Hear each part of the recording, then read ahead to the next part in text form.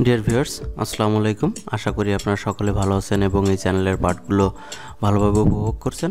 তো আজ আমি আপনাদের সাথে আলোচনা করব সমাজবিজ্ঞানের আলোচনার একটি গুরুত্বপূর্ণ বিষয় নিয়ে, বুর্জোয়া শ্রেণী, বুর্জোয়া কারা বা বুর্জোয়া শ্রেণী কারা, এই সম্পর্কে আমরা একটু সুন্দরভাবে জেনে নেব এবং ধারণা নেব।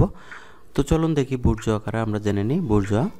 বুর্জোয়া পদটি লাতিন বুর্জিওসিস থেকে উদ্ভূত হয়েছে।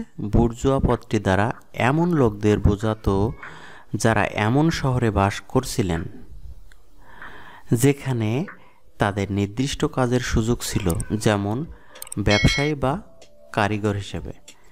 বুর্জোয়া শব্দটি এমন একটি শব্দ যা এমন লোকদের প্রতিনিধিত্ব করে যারা কোনো ধরনের ম্যানুয়াল কাজ করেন না এবং যাদের কাছে পণ্য এবং অর্থের উল্লেখযোগ্য পরিমাণের সংস্থান রয়েছে যা তাদের ধনী করে তোলে। সুতরাং এটি এমন একটি শব্দ যা ধনী মধ্যবিত্ত শ্রেণীকে মনোনীত করে। পদটি দ্বারা ফরাসি নাগরিকদের মধ্যবিত্ত শ্রেণীকে, বিশেষ করে শহরের স্বাধীন জনসাধারণকেও বোঝাতে ব্যবহৃত হতো। পুঁজিবাদী উৎপাদন ব্যবস্থায় সর্বহারা শ্রেণীর সাথে তাদের দ্বন্দ্বের সম্পর্ক বিদ্যমান। মার্ক্সীয় দর্শন অনুসারে এ দুটি শ্রেণীর ক্রমবর্ধমান সংঘাতের ফলশ্রুতিতে বুর্জোয়া শ্রেণী ধ্বংসপ্রাপ্ত হবে এবং সর্বহারা শ্রেণীর একনায়কত্ব প্রতিষ্ঠিত হবে।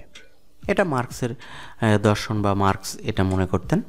কার্ল মার্ক্স পদটি ব্যবহার করেছেন পুঁজিপতি শ্রেণীকে বোঝাবার জন্য।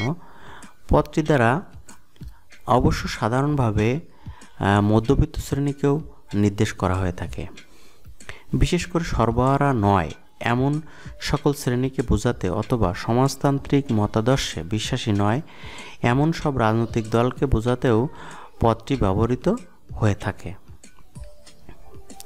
সে অর্থেই পুঁজিবাদী সমাজকে অনেক সময় বুর্জোয়া সমাজ বলা হয়। মূলত বুর্জোয়া সমাজ বা বুর্জোয়া শ্রেণী বলতে যারা ব্যবসায়িক এবং ধনী শ্রেণী বা পুঁজিপতি শ্রেণী তাদেরকে বোঝানো হয়।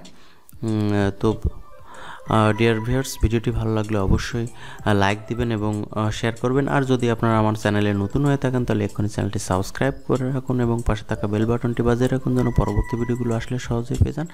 তো আজকের ভিডিওটি দেখার জন্য ধন্যবাদ জানাচ্ছি এবং পরবর্তী ভিডিও দেখার আমন্ত্রণ জানিয়ে আজকের মতো এখানে শেষ করছি। সকলে ভালো থাকুন, সুস্থ থাকুন, সকলকে ধন্যবাদ।